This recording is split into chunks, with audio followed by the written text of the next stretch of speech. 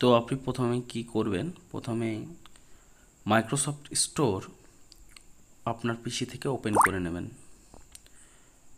পিসি থেকে ওপেন নেবেন, তারপরে বাংলার ভূমি লিখে সার্চ করবেন। দেখবেন একটা সফটওয়্যার আসবে।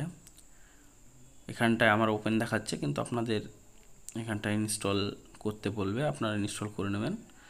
সফটওয়্যারটা ঠিক এইরকম থাম্বনেলগুলো পাবেন। এটা অবশ্য পরিবর্তন করতে দিয়েছি, আপডেট হয়ে যাবে কাল অথবা পরশু দিন। তারপরে দেখবেন এখানটায় ইনস্টল করে নেবেন। আমার ইনস্টল করা আছে যেহেতু আমি ওপেন করে নেব। এখান থেকে ওপেন করতে পারেন, অথবা আপনার মেনুতে গিয়ে অ্যাপস মেনুতে গিয়ে এখান থেকে আপনারা বাংলার ভূমি ওপেন করে নেবেন। তারপরে দেখবেন এইটা লোড হবে। লোড হতে আপনার বেশি সময় লাগবে না, 10 সেকেন্ড থেকে 30 সেকেন্ডের মধ্যেই লোড হয়ে যায়। কখনো কখনো হাফ মিনিট বা 1 মিনিট লাগতে পারে কখনো কখনো, তবে 10 থেকে 30 সেকেন্ডের মধ্যেই লোড হয়ে যায়। ইন্টারনেট কানেকশন উপর নির্ভর করে সেটা। আমার মোটামুটি ভালো ইন্টারনেট কানেকশন, 10 থেকে 15 সেকেন্ডের মধ্যেই আমার লোড হয়ে গিয়েছে। লোড হয়ে যাওয়ার পর প্রথমে আপনি ডিস্ট্রিক্ট সিলেক্ট করে নেবেন, ব্লক সিলেক্ট করে নেবেন, তারপরে মৌজা সিলেক্ট করে নেবেন।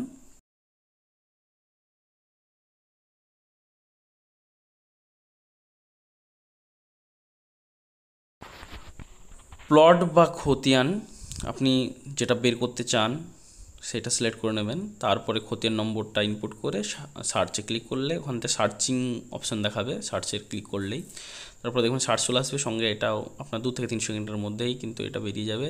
আপনি চাইলে প্রিন্ট সেভ দুটোই করতে পারেন। আমি একটা প্লট বের করছি, যে দাগ নম্বর 550 বের করলাম। তো সার্চিং ক্লিক করলাম, দেখুন সঙ্গে সঙ্গেই 2 থেকে 3 সেকেন্ডের মধ্যেই কিন্তু এটা বেরিয়ে চলে আসলো। এবার এটা অবশ্য আপনার ইন্টারনেট কানেকশনের উপর নির্ভর করবে কিছুটা।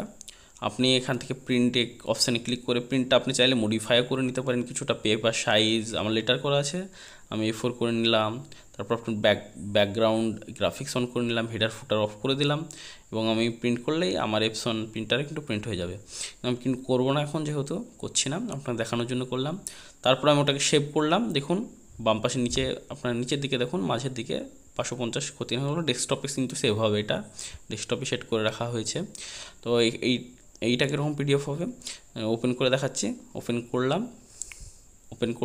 করে দেখুন সুন্দর করে দেখাচ্ছে। এটাকে আপনি চাইলে প্রিন্ট করতে পারেন অথবা কারোর সঙ্গে শেয়ার করতেও পারেন, সেটা তাতে কোনো সমস্যা হবে বলে মনে হয় না।